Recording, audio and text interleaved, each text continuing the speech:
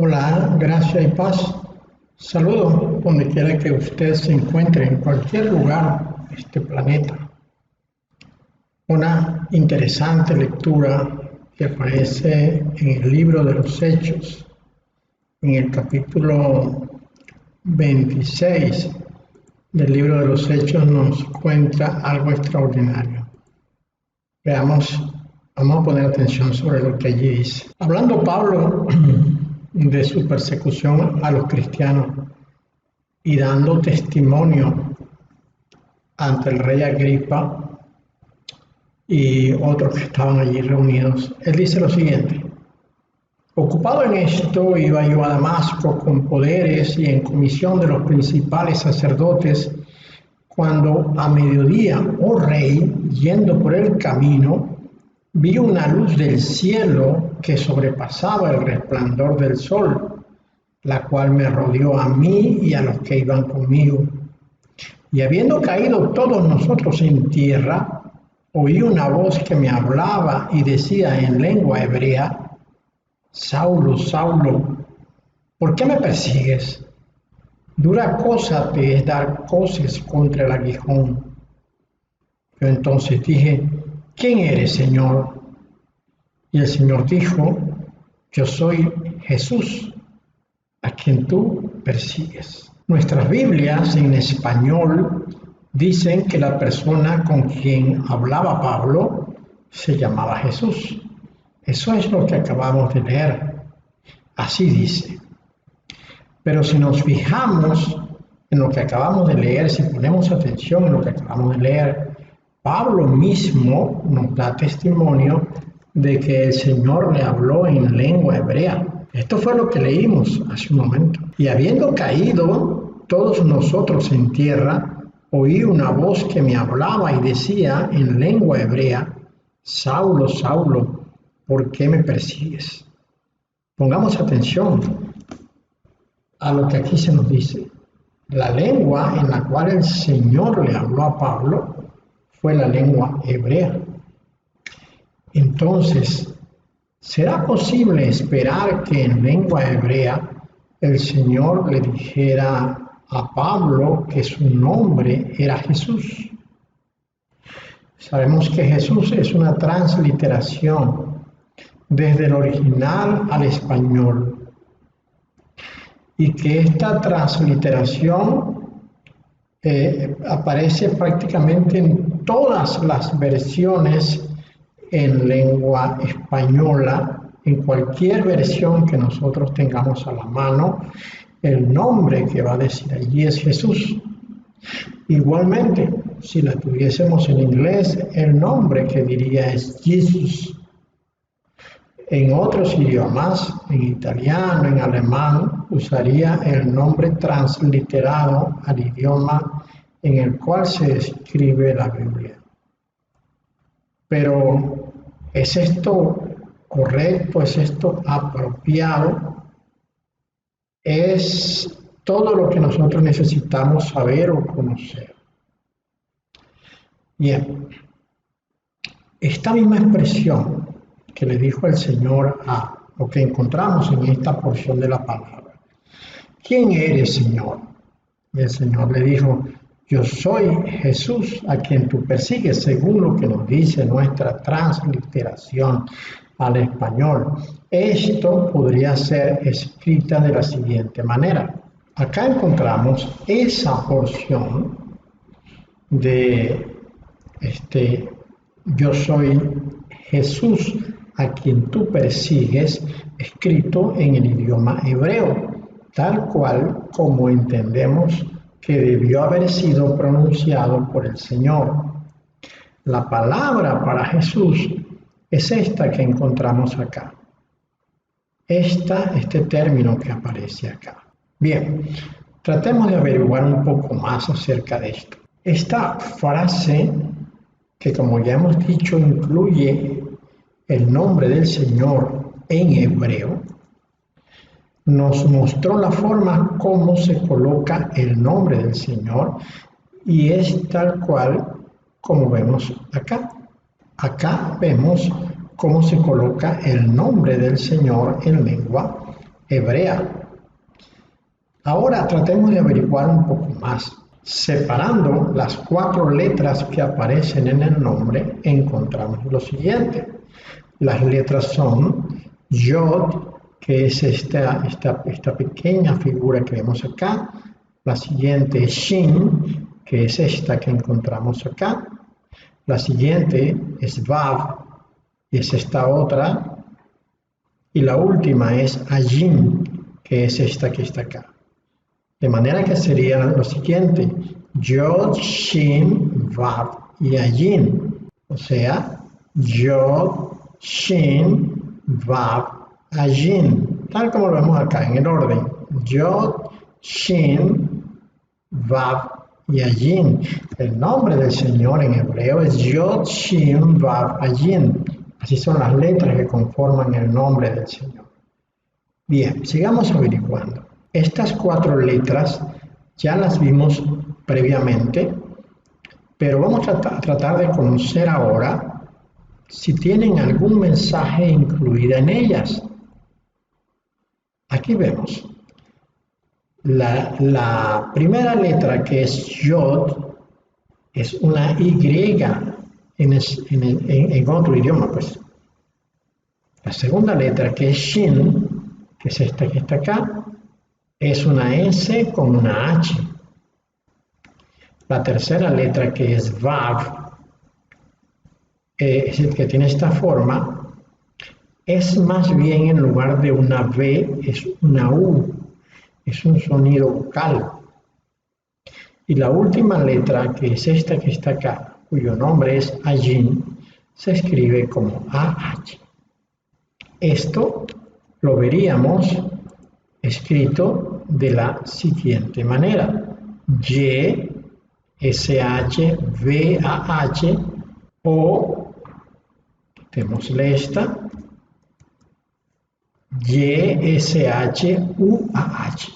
Estas son las 4 letras que conforman el nombre del Señor. Y, que es Yod, SH, que es Shin, U, que es Vav, y AH, que es Ayin.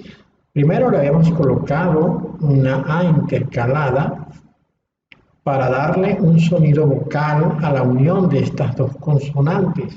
Y este es como hemos escuchado que se dice el nombre del Señor, Yeshua. Es el nombre, fonéticamente es lo que más se parece al nombre del Señor, Yeshua. Sin embargo, hay algunos que lo escriben sin el sonido vocal que hemos incluido allí y solamente colocan un apóstrofe en este punto.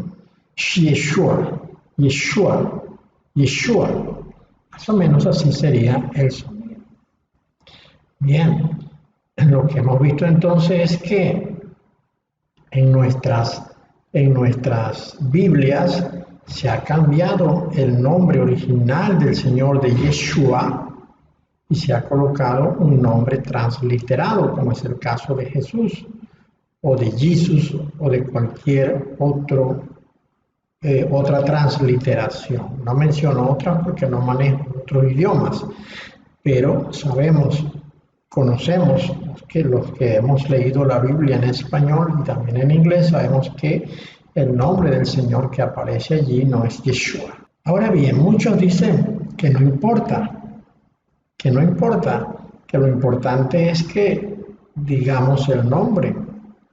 Y por eso estamos tan acostumbrados a ver que en las enseñanzas de predicadores que solemos escuchar, que solemos ver por videos o algo así, la gente siempre habla de Jesús. Bien sea que te hable en español, en inglés o en cualquier otro idioma, el nombre que usan es el transliterado. Y cuando usan porciones de la palabra de Dios que tienen una promesa, la vinculan con el nombre del Señor. Por ejemplo, con el nombre de Jesús. Por ejemplo, cuando el Señor dijo que cuando habían 2 o más reunidos en su nombre, ahí estaba Él en medio de ellos. Siempre este pasaje va asociado con el nombre de Jesús. nunca con el nombre original de Yeshua. Ahora, vamos a ver que el nombre de Jesús se disuelve, se pierde, se evapora frente al poder que tiene el nombre original del Señor. El nombre del Señor es más que un nombre, como vamos a ver seguidamente, y tiene un gran poder, el nombre de Yeshua.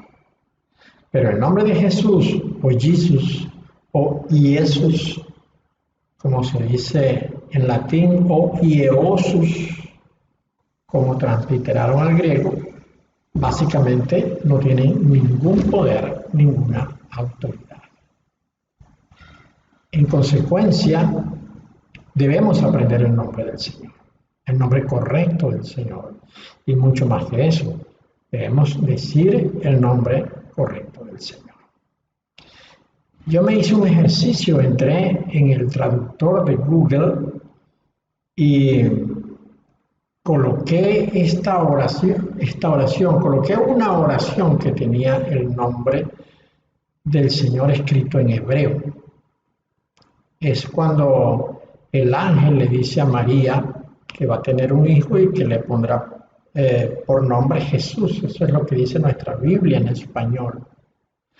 Me busqué la frase en el original, en hebreo, la coloqué en el traductor de Google y el traductor de Google inmediatamente tradujo el nombre a Jesús. No dejó el nombre original. Pero lo curioso de esto es que las letras Yod, Shin, Vav y Ayin no traducen Jesús, no significan Jesús, no significan Jesus, no significan Ieosus o Jesús en ningún otro idioma. Las palabras Yod, Shin, Vav y Ayin significan Yeshua, no tienen otra transliteración. Pero el traductor de Google, por ejemplo, traduce directamente estas 4 letras, las traduce como Jesús, como si significaran lo mismo. Y esto es simplemente porque el traductor de Google y cualquier otro traductor que usted vaya a usar ha sido preparado, condicionado para que no se coloque el nombre correcto del Hijo, sino que se coloquen los nombres falsos que las transliteraciones nos han dicho. Lo que queremos decir es que nunca ha debido transcribirse el nombre del Señor como Jesús, sino que todo escrito debió conservar el nombre original. Aquí en la lectura que hemos hecho de Hechos 26 debió decir: yo soy Yeshua, a quien tú persigues, y no Jesús, porque Jesús es simplemente una inapropiada transliteración del nombre del Señor. Entonces, el nombre del Señor Yeshua tiene una raíz primitiva. La raíz primitiva nos la presentan como YSH, es decir, las 2 primeras palabras, las 2 primeras letras, es decir, Yod y Shin. Yod y Shin. Ese es el original y se traduce o se interpreta, se pronuncia Yasha, Yesha. Y esta palabra, que como decía es primitiva, es una raíz, es originaria, se puede explicar como abierto, ancho, libre. Es decir, que por implicación se podría llevar a estar seguro. Esto igualmente se extiende a liberar, socorrer, amparar, ayudar, conservar, defender, favorecer, guardar, libertar, librar, rescatar, salvar. Todas estas traducciones se pueden aplicar a la palabra original Yasha. De manera entonces que su derivado, que es Yeshua, conserva la esencia de la palabra original. Y como decíamos, ni la Yod ni la Shin pertenecen al nombre de Jesús.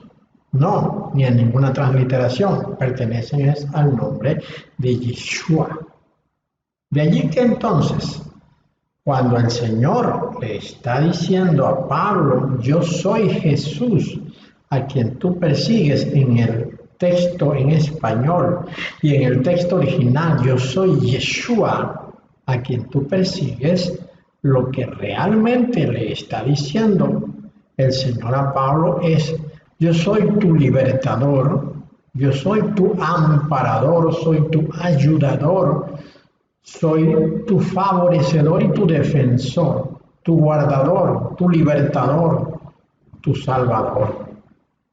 Esto es lo que realmente está diciendo cuando se pronuncia la palabra Yeshua.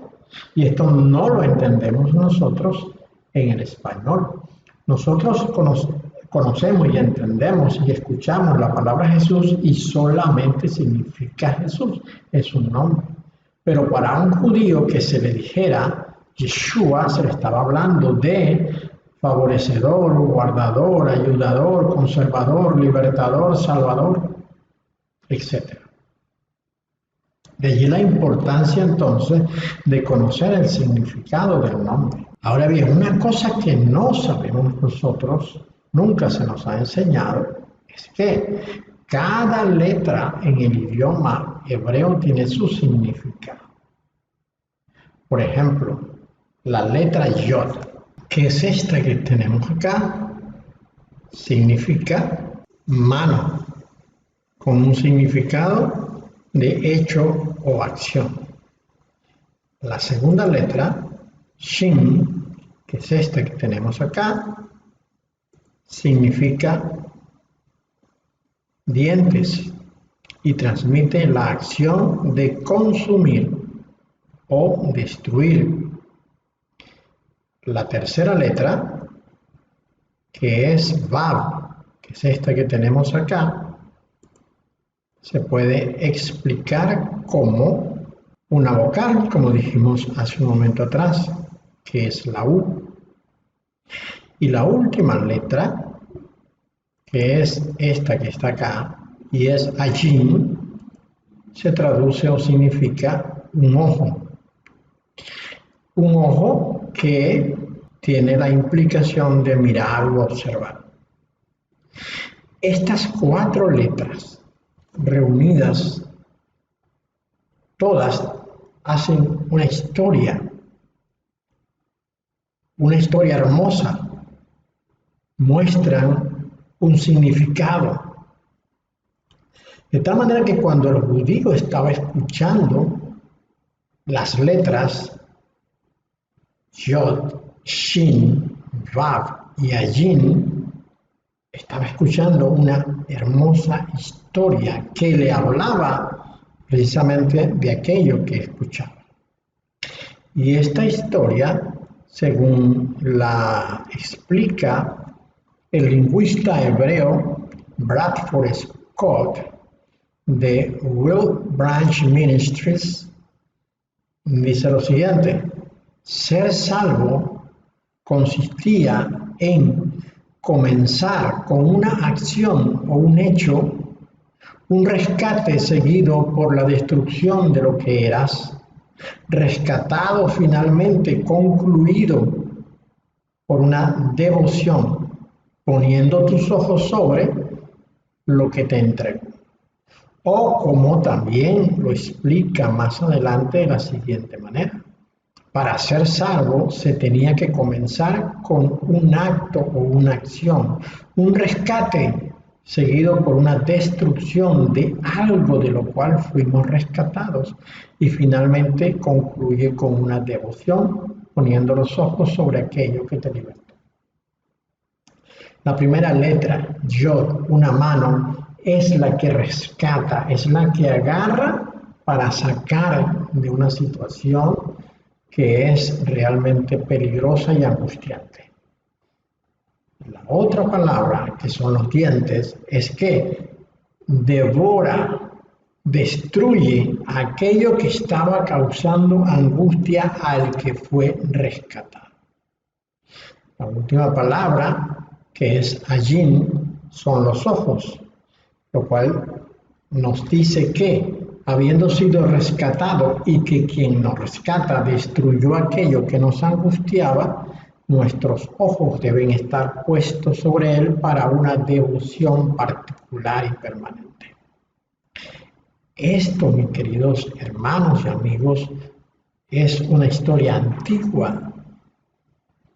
Esto es una interpretación del nombre que tiene milenios, porque es el idioma hebreo expresado de una manera extraordinaria. Nuestros idiomas, como el español, el inglés, el alemán, el italiano, no tienen esta significación que sí tiene el idioma hebreo, porque cada letra tiene un valor, porque cada letra tiene un significado, y las mismas letras unidas unas, puestas en conjugación las unas con las otras, nos revelan un misterio, nos revelan una historia. Lo que nos está revelando el nombre es que hubo uno que puso su mano sobre nosotros para rescatarnos y que destruyó aquello que nos estaba destruyendo en angustia, en temor y en miedo. Y luego nosotros debemos poner nuestra mirada en Él, en sumisión y adoración por la obra que ha hecho. Nosotros sabemos que el Señor vino a la tierra para rescatar a los suyos, es decir, al pueblo de Israel. Pero que además Él dijo que había otro rebaño que debía traer al redil. Ese otro rebaño son aquellos que de los gentiles le reciben y le aceptan al Señor como soberano sobre sus vidas. Cuando el Señor vino, dice la palabra que Dios condenó al pecado en la carne, en su carne, en la carne del Señor Yeshua, para, también dice la palabra, destruir al que tenía el imperio de la muerte, esto es al diablo. Es decir, que el Señor sufrió en su carne para vencer la muerte y derrotar de esta manera al diablo. El diablo ha quedado derrotado. Y eso nos lo dice Colosenses también. El Señor expuso públicamente a los principados, a las potestades y a todos aquellos que nos eran contrarios. Y la misma carta a los Colosenses nos dice que el Señor se hizo la ley, se hizo el acta que nos era contraria. Y esta acta fue clavada en el madero, terminando con ello con siglos de autoridad que la ley tenía sobre las personas. Y dice que los judíos vivían permanentemente en temor por causa de la muerte. Ahora el Señor, habiendo sido clavado en la cruz como el acta que nos era contraria, con su sangre cubrió completamente cada uno de los mandamientos que estaban anotados en esa acta. Y nos dio libertad, dice la palabra. Nos ha libertado, Él es nuestro libertador. Después de eso, cuando Él resucitó, terminó de dar el último golpe que faltaba, el golpe más efectivo de todo, para tomar el control sobre las cosas y devolver a los que estaban cautivos la libertad, porque Él vino a darle libertad a los cautivos. El Señor cumple en sí mismo lo que su nombre expresa, y su nombre expresa y da a conocer lo que el Señor cumplió en su momento. Cada una de estas cosas se corresponde con la otra. Cuando el Señor se presentó delante del Padre, dice la palabra que llevó cautiva la cautividad. Le entregó al Padre la cautividad para que todos aquellos que estaban cautivos fueran libres fueron libertados todos como consecuencia de su obra. Y todo eso lo dice el nombre en hebreo del Señor, Yeshua. Yeshua dice, cuenta toda esta historia. Así que entonces lo que el Señor le respondió a Pablo no fue un simple nombre sin importancia como es el nombre de Jesús. No, el Señor le respondió con la contundencia que tiene el nombre original, con toda la promesa que está encerrada en el nombre original. Él le dijo, yo soy la salvación, yo soy la liberación de Yehachi, o sea, de Dios, a quien tú persigues. Y le dijo todo esto solamente pronunciando Yod, Shin, Vav y Ajin. Yod, Shin, Vav. Este nombre ya era conocido en la antigüedad. La palabra Yeshua, originalmente pronunciada en hebreo, es mencionada por primera vez en Génesis 49:18, que dice, tu salvación, es decir, Yeshua, esperé, oh Señor. Veamos este texto escrito en el idioma hebreo. En el idioma hebreo dice, Le Yashuateja Kiviti Yahweh, que significa, tu salvación esperé Yahweh. Como es fácil notar, la palabra Yashuateca, o en la palabra Yashuateca está contenido el nombre del Señor. Este mismo texto en español dice, por tu salvación espero, oh Yahweh. Es decir, aquí hay algunas cosas muy interesantes. Vamos a ir aclarando cada una de ellas. Encontramos que en el nombre del Señor, o que el nombre del Señor es, además de un nombre, un verbo. Y esto claramente coincide con la naturaleza del Hijo, de quien Juan nos enseñó a nosotros, que era el verbo encarnado, el verbo hecho carne. La palabra salvación, es decir, Yeshua, es, además de un nombre, es un verbo. Esto es un verbo que está permanentemente en ejecución.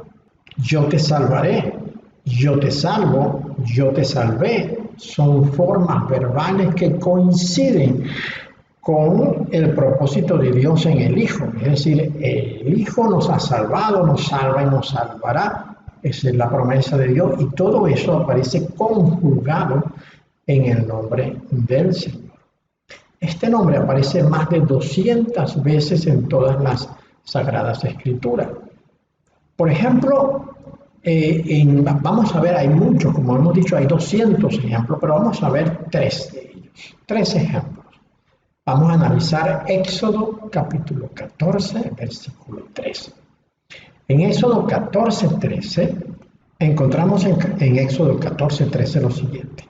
Y Moisés dijo al pueblo, no temáis, estad quietos y ved la salvación de Yahweh que Él os mostrará hoy.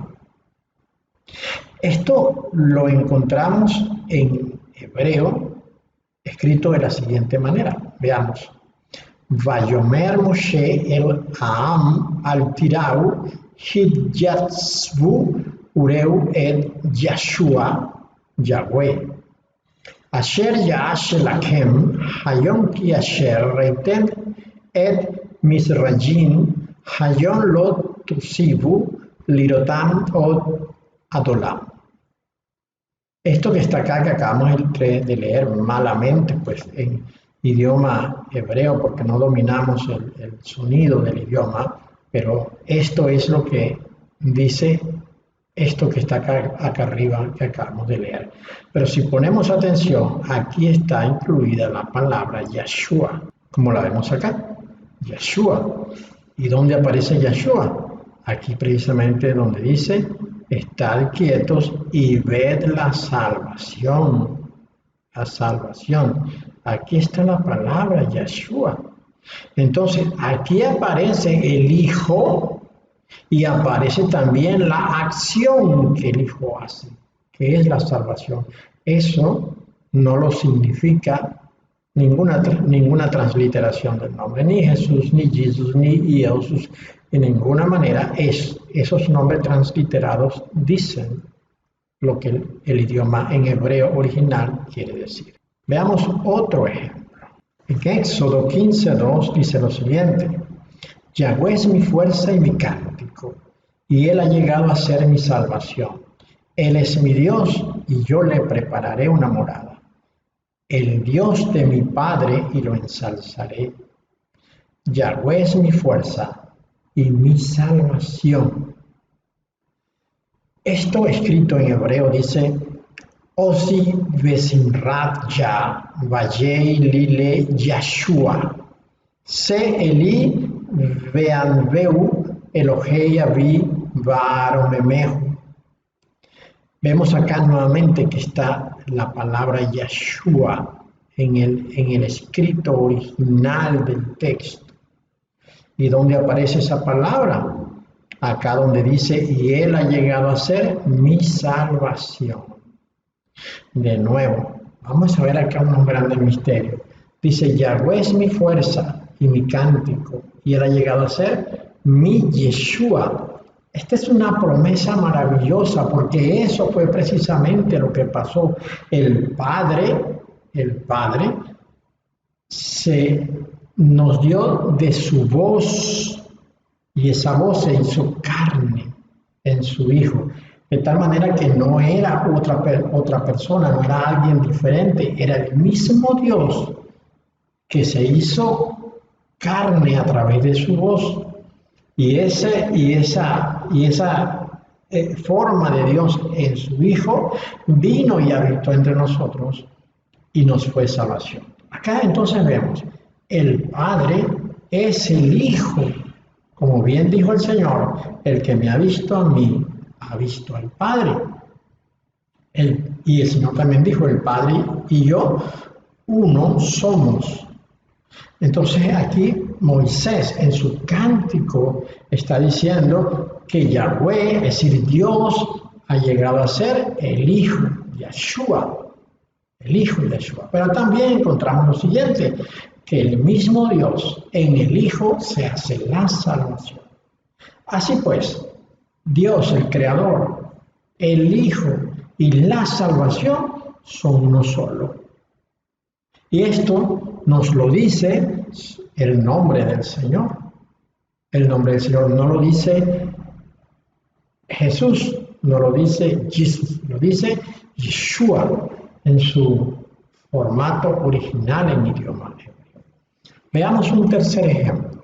En Deuteronomio, capítulo 32, versículo 15, dice: entonces abandonó a Dios que lo hizo y tuvo en menor estima la roca de su salvación. El texto en hebreo dice: Vayishman, Yeshurun, Vayivad, Shamanta, Habita, Kasita, Vayitosh, Eloha, Asau, Vayenabel, Sur, Yashuato. ¿Dónde encontramos acá al Señor? En la última palabra, Yashuato. Allí está el Señor y está la promesa. Lo que dice entonces es que, pero Yeshurun, que es como se le conoce también a Jacob y a Israel, comió y se llenó. Te volviste gordo, ancho y grosero. Abandonó a Elohim su hacedor y despreció la roca, su Yeshua. De nuevo, Dios, Yeshua y la salvación son uno solo en la promesa. Ahora bien, tal era la dimensión del contenido del nombre que lo podía entender cualquier judío que escuchara las 4 letras, que los enemigos de Dios, representados en la religión judía de aquel momento, los descendientes de Caín que gobernaban la religión judía, fariseos, escribas, saduceos, a quienes el Señor acusó de hijos de Satanás en su momento, y también lo hizo así Juan el Bautista. Ellos, conocedores de la implicación de la promesa que estaba en el nombre, se opusieron a que los judíos iniciales, originales, los discípulos, los apóstoles, los que estuvieron con el Señor, predicasen en ese nombre, porque ellos sabían lo que contaba la historia que estaba contenida en las 4 letras que ya hemos mencionado y que ya explicamos anteriormente. Para ser salvo se tenía que comenzar con un acto, una acción, un rescate seguido por una destrucción de algo de la cual fuimos rescatados y finalmente concluir con una devoción, poniendo los ojos sobre aquello que lo libertó. Bien, esta historia estaba allí solamente con escuchar Yod Shin Vav Ajin, Yod Shin Vav Ajin. El nombre del Señor, entonces, estaba formado por Y-S-H-U-A-H. Este es el nombre del Señor, como ya explicamos anteriormente. Y esta historia tenía un apoyo todavía mucho más poderoso, que es la explicación de lo que el nombre significaba. Cuando el Señor decía yo soy Yeshua, lo que estaba diciendo es yo soy el libertador, yo soy el salvador, yo soy el ayudador, yo soy el defensor, soy el favorecedor, el guardador, el librador, el rescatador, el socorredor, el vengador y el vencedor. Todas estas definiciones estaban incluidas en la palabra raíz que es Yasha, de la cual el Señor origina su nombre, Yeshua. 4 letras, Y-S-H-U-A-H. Y-S-H-U-A-H, que significan todo esto que acabamos de decir. Tal era la importancia del nombre que el profeta Joel, quien es un profeta apocalíptico, cuya profecía todavía no se ha cumplido, nos dice eso en el capítulo 2, versículos 31 al 32. Vean, Joel capítulo 2, versículos 31 al 32 dice: el sol se convertirá en tinieblas y la luna en sangre antes que venga el día grande y espantoso de Yahweh. Y todo aquel que invocare el nombre de Yahweh será salvo, porque en el monte de Sión y en Jerusalén habrá salvación, como ha dicho Yahweh, y entre el remanente al cual él habrá llamado. Este momento del cual está hablando Joel acá es aquel instante cuando sobre el mundo se está desatando la gran tribulación. Cuando los satanes, junto con sus hijos que están a su servicio, a quien el Señor ha llamado la bestia, que aparece en Apocalipsis 13 y en Daniel 7, estén desatando la grande matanza del final de los tiempos, que aparece reflejada, por ejemplo, en Apocalipsis capítulo 6. Cuando esté sucediendo esto, cuando ya haya muerto alrededor de unos 4.000 millones de personas, Dios va a comenzar a desatar su ira sobre la tierra. La ira contra los satanes y contra los hijos de Satanás, pero no contra su iglesia. Su iglesia va a estar, aunque estará en la tierra, pero su iglesia estará guardada. En ese momento, habrán ocurrido unos grandes terremotos sobre la tierra que habrán prácticamente cambiado la fisonomía del mundo. Las pestes habrán hecho estragos. Las guerras nucleares habrán hecho morir a una gran cantidad de personas. Pero quienes causarán más muertes son los hijos de Satanás, que saldrán a la calle con armas de fuego, con armas blancas, y matarán a millones de personas, disparándoles, hiriéndoles.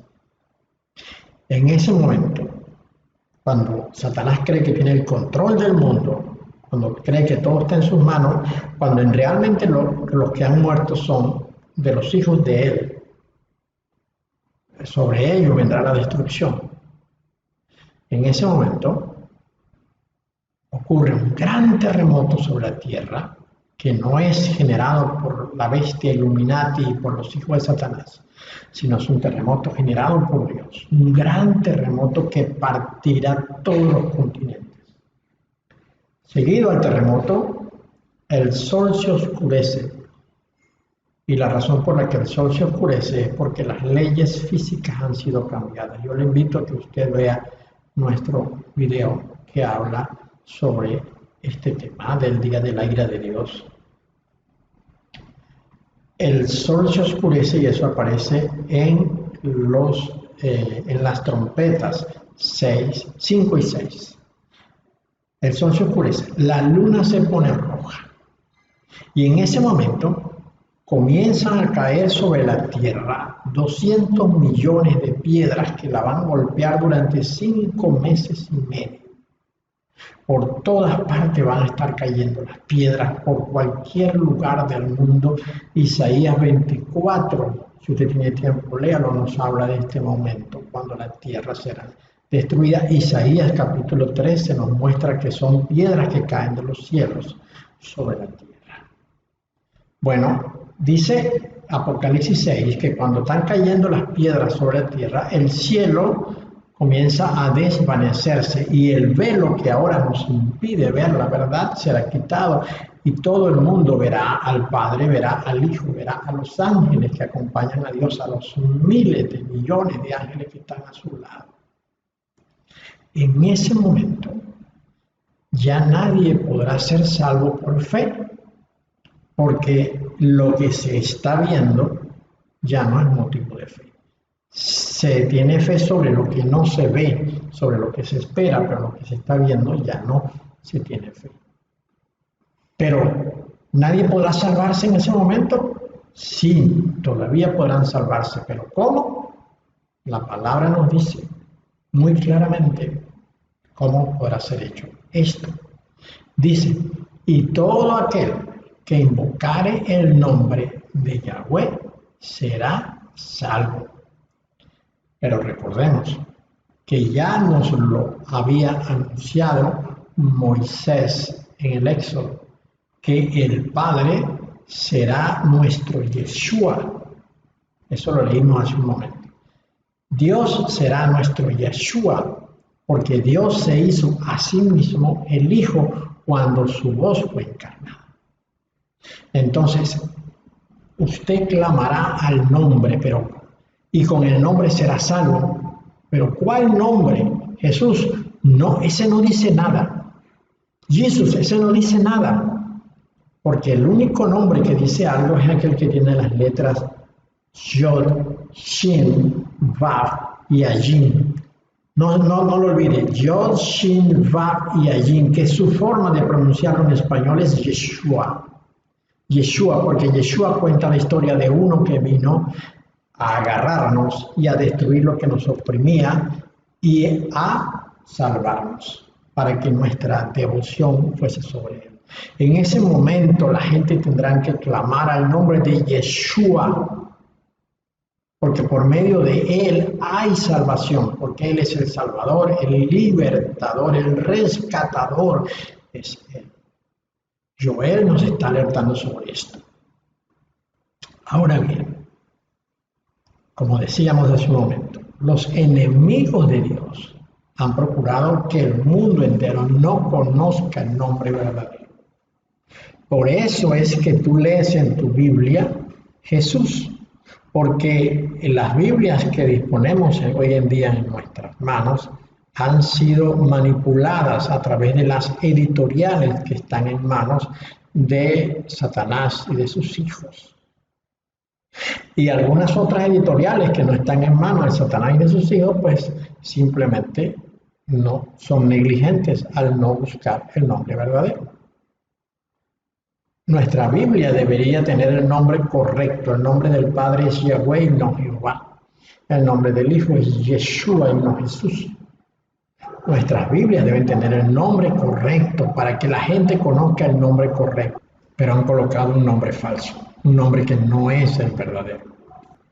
Frente a esto, si alguien invoca el nombre de Jesús, podría ser salvo en ese momento. Caramba, no lo sé. Todo depende de la misericordia de Dios. Pero lo cierto es que no está usando el nombre que tiene significado, el nombre que tiene promesa, el nombre que tiene valor.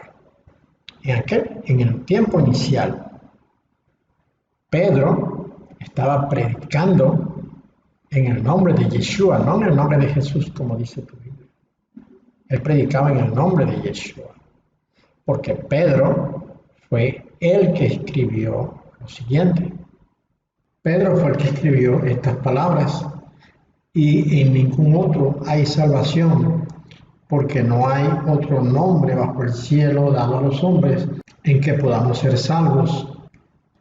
Ahora, fijémonos algo interesante, hagamos el siguiente ejercicio. Vamos a copiar este texto que está en español y vamos a llevarlo al traductor de Google a ver qué nos coloca. Vamos a colocar acá lo que hemos pegado allá, ¿no? Lo que hemos leído allá. Y en ningún otro hay salvación, porque no hay otro nombre bajo el cielo dado a los hombres en que podamos ser salvos. Y esto es lo que nos aparece en idioma hebreo. Ahora, vayámonos por aquí y lleguemos a este punto. Acá dice, y en ningún otro hay, y acá dice salvación. Veamos que aquí están las letras del nombre de Yeshua. Es decir, aquí está Yod, aquí está Shin, aquí está Vav, y aquí está Ajim. Y esta letra al final es la que le da forma al verbo en su estructura fonética, ¿no? Acá dice salvación y aquí está el nombre de Yeshua. Entonces nos está diciendo el apóstol Pedro en su extraordinaria disertación, lo que dice es que en ningún otro hay Yeshua. En ningún otro hay Yeshua, porque no hay otro nombre bajo el cielo dado a los hombres en que podamos ser salvos. Exactamente eso es lo que nos está diciendo.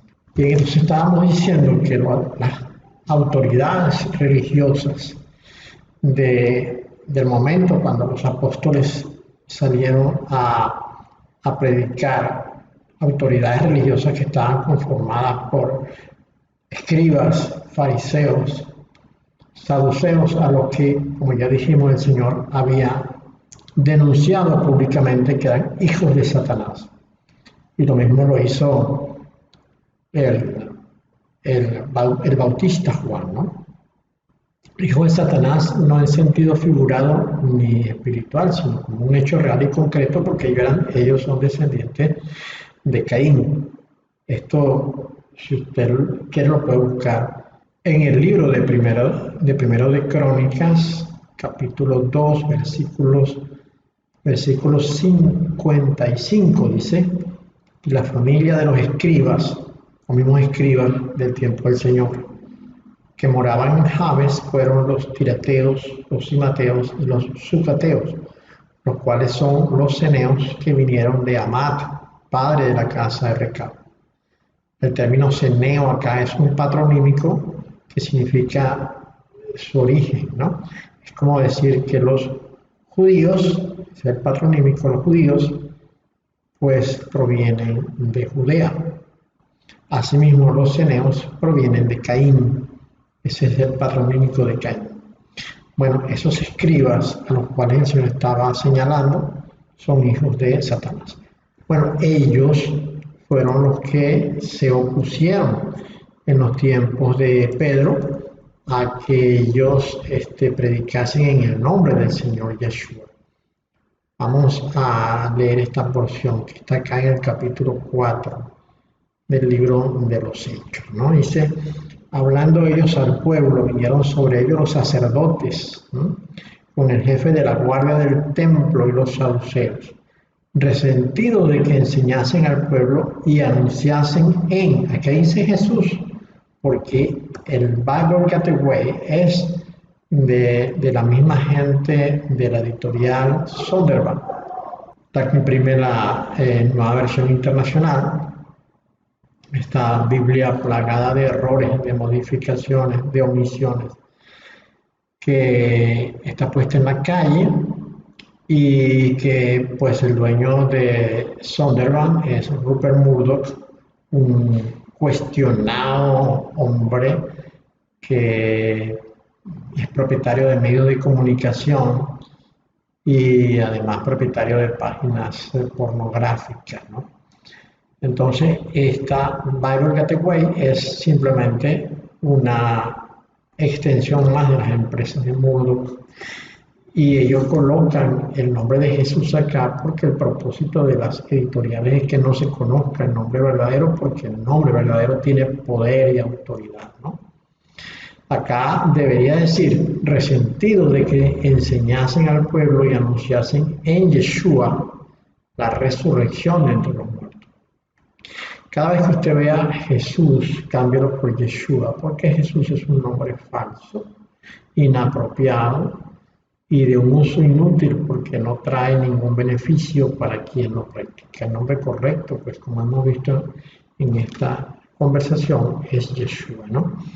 Entonces dice, y les echaron mano, los pusieron en la cárcel hasta el día siguiente porque era ya tarde. Pero muchos de los que habían oído la palabra creyeron y el número de los varones era como 5,000.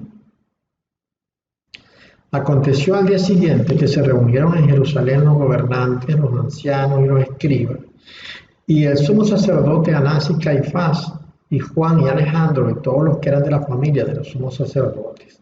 Y poniéndoles en medio les preguntaron, ¿con qué potestad o en qué nombre habéis hecho vosotros esto?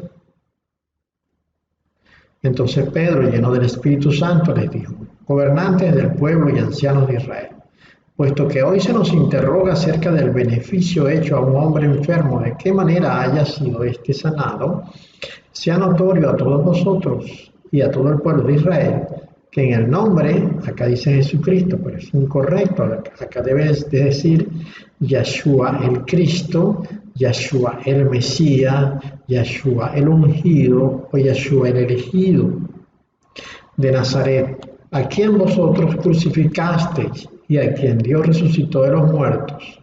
Por él este hombre está en vuestra presencia sano. Este Yeshua es la piedra reprobada por vosotros los edificadores, la cual ha venido a ser cabeza del ángulo. Y en ningún otro hay salvación, porque no hay otro nombre bajo el cielo dado a los hombres en que podamos ser salvos. ¿Cuál nombre? Jesús. No, ese nombre no tiene promesa y ese nombre no contiene el misterio de la revelación que ya hemos visto hasta ahora. Entonces, viendo el denuedo de Pedro y de Juan, y sabiendo que eran hombres sin letras y del vulgo, se maravillaban y les reconocían que habían estado con Yeshua. Y viendo al hombre que había sido sanado, que estaba en pie con ellos, no podían decir nada en contra. Entonces les ordenaron que saliesen del concilio y conferenciaban entre sí, diciendo, ¿qué haremos con estos hombres? Porque de cierto, señal manifiesta ha sido hecha por ellos, notoria a todos los que moran en Jerusalén y no lo podemos negar. Sin embargo, para que no se divulgue más entre el pueblo, amenacémosles, para que no hablen de aquí en adelante a hombre alguno en este nombre.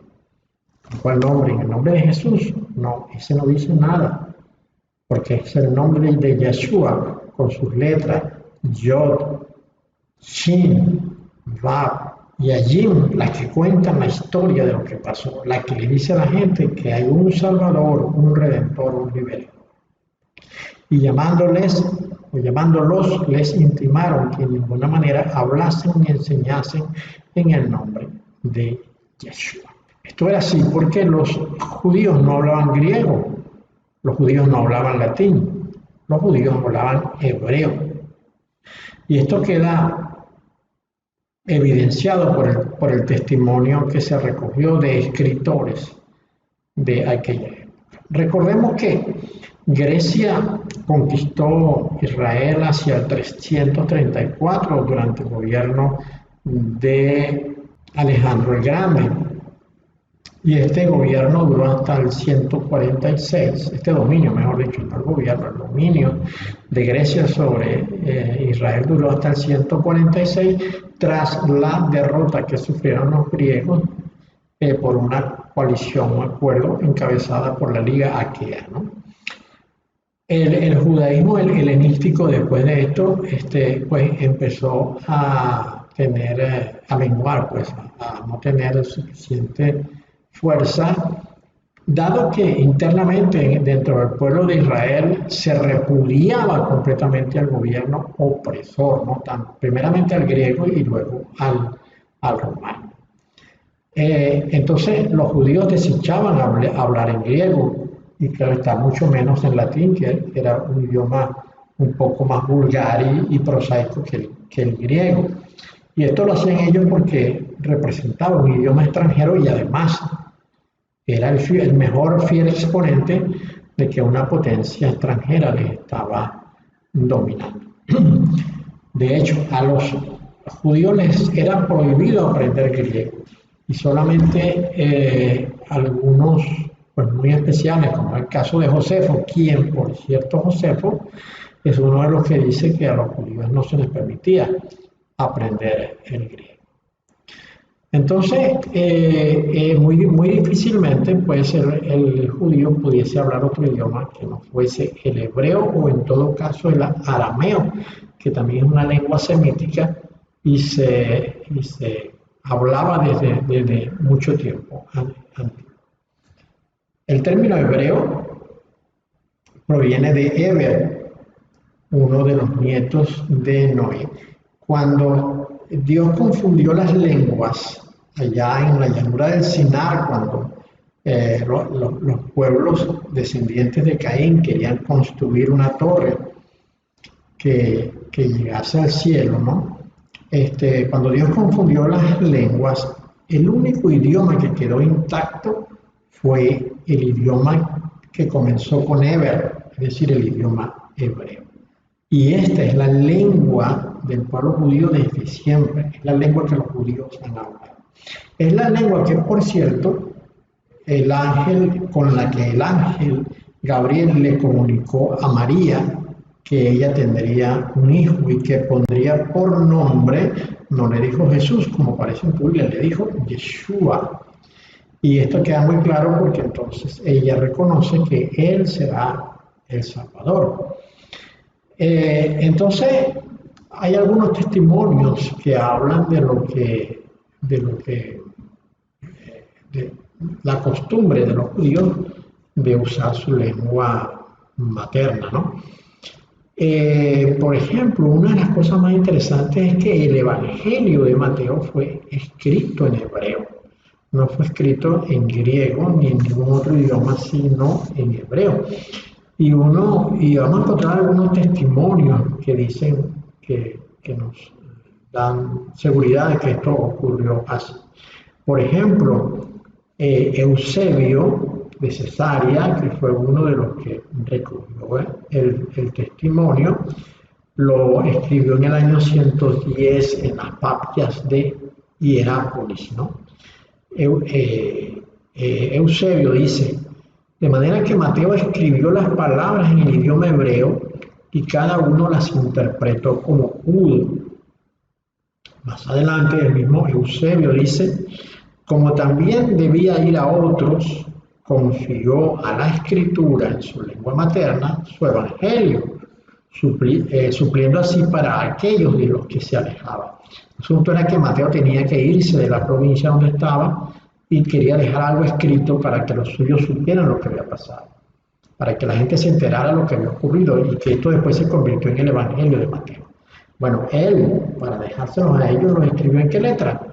¿En qué idioma? Pues no lo hizo en griego, no lo hizo en ningún otro idioma, lo hizo en hebreo, porque hebreo era la lengua que hablaban los judíos de su época. Por ejemplo, hay un testimonio que proviene del Islam, escrito por Ibn Khaldun, y que parece recogido en la Muqaddimah, que dice: Mateo escribió su evangelio en hebreo en la ciudad de Jerusalén. Epifanio, después del concilio de Nicea, escribió lo siguiente: los judíos tienen todo el evangelio de Mateo en hebreo. Mateo, que predicó a los hebreos en su propia lengua, también puso por escrito el evangelio cuando Pedro y Pablo predicaban y fundaban la iglesia. Sí, este testimonio contemporáneo con lo que estamos leyendo de Pedro y de Pablo, lo dispuso Mateo, que fuese escrito en su lengua materna, que era el hebreo. Luego dice el mismo Epifanio, dice: el primer evangelio fue escrito de acuerdo a Mateo, el mismo que primero fue cobrador de impuestos, porque Mateo era leví, pero después fue un apóstol él escribe acá Yehoshua el Mesías. Fíjense que no escribe Jesús ni nada de esto, sino que coloca su interpretación fonética del nombre. Acá es importante que aparece la letra Yod, que es la Y, luego aparece la letra Shin, que es la SH, pero colocada en un orden diferente, ¿no? Aparece también la letra U, que es la Vav, y aparece la A de la letra Ayim, pero sin la H al final. Allí debería haber estado escrito YSH-UAH, que así es como aparece en la estructura original. Que habiéndolo publicado para los judíos creyentes, lo escribió en hebreo. Este testimonio es de Orígenes, no de Eusebio, ni de Epifanio, disculpe usted. Acá dice de Orígenes de Alejandría, a inicios del siglo III. Este que está abajo sí es de Eusebio de Cesarea, que dice: Mateo también, habiendo proclamado el evangelio en hebreo en el momento de ir hacia las otras naciones, lo escribió en su lengua nativa y así suplió el deseo de su presencia entre ellos por medio de sus escritos. Y finalmente un testimonio de Epifanio de Salamis hacia finales del siglo IV, que aparece recogido en Panarión 29:9-4. Dice: los nazarenos tienen el evangelio de Mateo muy completo y en hebreo, porque este evangelio es ciertamente preservado todavía entre ellos, como fue escrito en lengua hebrea. ¿Por qué hacemos tanto énfasis sobre esto?